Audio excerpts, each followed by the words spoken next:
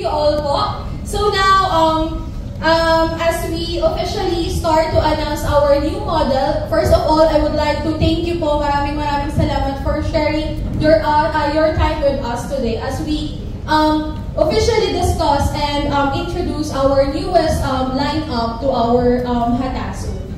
Okay, so if last year our e-bike model addresses human concerns for the short distance traveler, so now Hatasu push forward to provide e-bike that will cater customer needs in terms of the long distance. Okay, so katulad nga po nang na-mention ko, previous product is like around how many kilometers? 70, but that is for our bigger product of e-bike, but now this is more longer. So this is our new model, Hatasu Tara and Aya.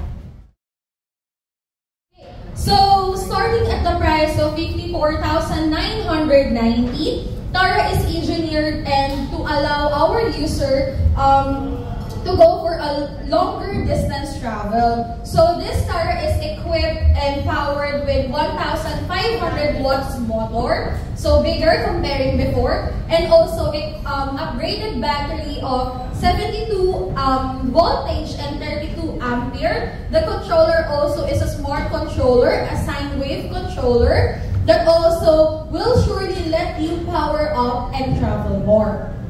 Hatasu Tara also have features of a larger front wheels, as you can see. This is a 90/80 by 12 motorcycle wheels that of course will have help us to have a better grip and also resistance on the road. Next is we have a disc brake. So this is our disc brake. This is also the first time that Hatasu used a disc brake. So with a constant control, and the good thing about it is easy to maintain. Aside from that, we have a high ground clearance. For sure, you also acknowledge here in the Philippines, ang humps po ay hindi talaga pare-parehas ang size, diba? Minsan tumatama tayo. On the side stand, using the side stand, ang height po is 14 cm.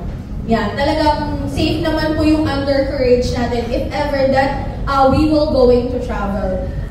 In addition, we also have an easy access storage. Sa easy access storage po natin, we can put different personal belongings such as documents, gloves, or mga chargers. Actually, para mas ma-imagine nyo po, kasya din po dito yung ating helmet, half-face helmet together with the charger and medyo small bag, kasya po sa kanya. Ayan. So, to give you furthermore an idea, we also have a capacity of 150 kg. So, para po yun sa pasahero at saka po sa driver. Ang maganda po dito, for the 150 kg, it will also not compromise yung performance ng ating e-bike kahit na po na ganong kabigat yung sakay natin.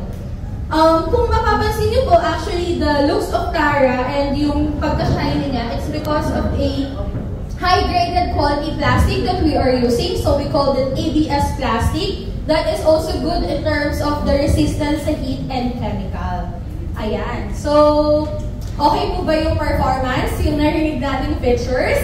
So, maganda rin po dito. It's really good to our riders. Lagi po sinasabi ni Hatasu na our product will really help our riders to choose an alternative solution para po sa kanilang everyday hanap buhay.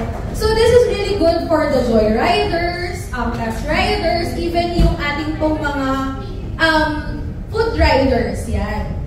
Because of the features that I have mentioned. Pero syempre, hindi lang naman po para sa mga naghahanap buhay. This is also really good alternative transportation vehicle for the younger generation or young professional na naghahanap po ng mas mura.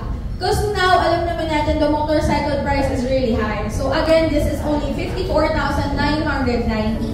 And for sure, if ever that they are stick to their budget, ang cost lang po ng ating charging is for as low as 20 pesos, fully charged na po yung kanilang e-bike. So kung hindi naman po masyadong malayo yung binabiyahe nila, around 5 kilometers, matagal na po nilang nagagamit to for as low as 20 pesos. There. So, This model is available to our authorized dealers. Selected pa lang po as of the moment.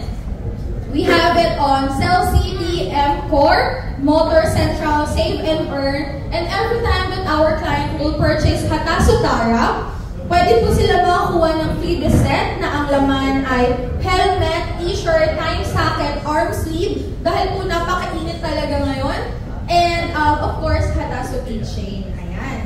So, tara na at bumili na ng Hatasu para sa mga clients natin. We also have another model there. We have our new product. Yung po yung pinakabago talaga, that is our Hatasu Aya.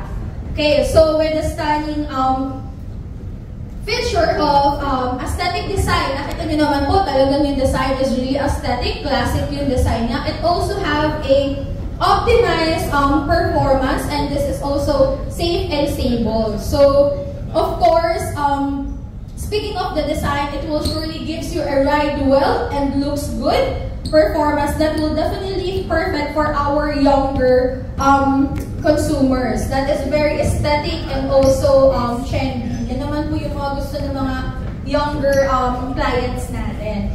And then, of course, we don't want to spoil the details with you. So please stay tuned on our official Facebook page, on official social media page on Facebook for the updates of Hatasu Aya. So there you have it, the Tara and Aya. Thank you so much for being here with us po. Maraming salamat.